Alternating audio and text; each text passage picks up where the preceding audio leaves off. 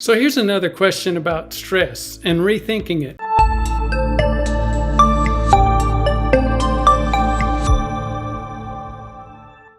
The question came up from Kelly McGonigal. Is it the stress or the perception of stress? And by the way, for those of you who don't know Kelly McGonigal, she's a Stanford researcher in psychology of stress and has written a book on it, The Upside of Stress. This is one of the studies that she refers to. Does the perception that stress affects health matter? Its association with health and mortality. This is not the first time this perception issue has come up. I mean, that's what Viktor Frankl was all about in his book, Man's Search for Meaning. One of his quotes is, "Between stimulus and response, there is a space. In that space is our power to choose our response. In our response lies our growth and our freedom." Well, all of that may sound really good, but what did the study say? Well, here's what they did. They took almost 30,000 people out of the 1996 NHIS, National Health Information Survey. There were 186 million people, by the way, that took it. A little over a third said, stress is affecting my health. Now,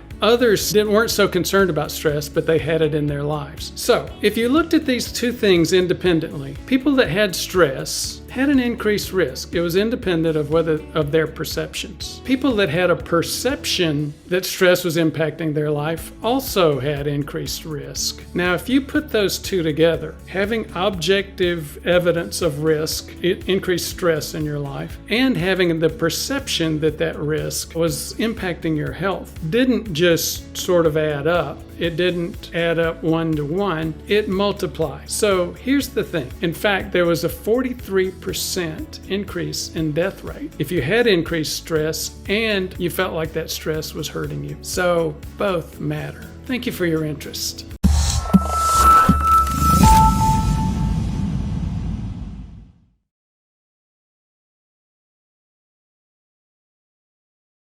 Why wait for a disease and hope for a cure? I used to be an ER doc. My name is Ford Brewer. I quit ER after a few years because it was just so frustrating. Most of the things bringing people into the ER are things that should have been prevented, including heart attack, stroke, number one cause of death, number one cause of permanent disability. People think that you're just going to have those and that they're not predictable. Both of those are wrong. They are predictable and you don't have to have them.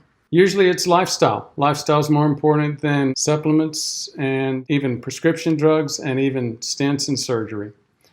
But the current times are tough. Major financial impact with the lockdowns that most states have been going through. We've been working on a way to make this much more affordable with a subscription process. And that's exactly what we're announcing today.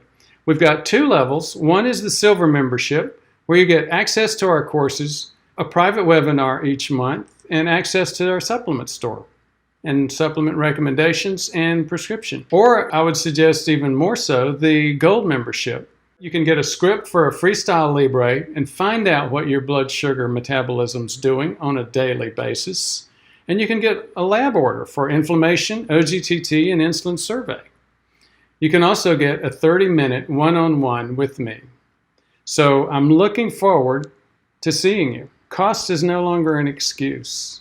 So if you're interested, go to go.prevmedheartrest.com/prevmed-subscription or call us at 859-721-1414, 859-721-1414, or email us at myhealth@prevmedheartrest.com.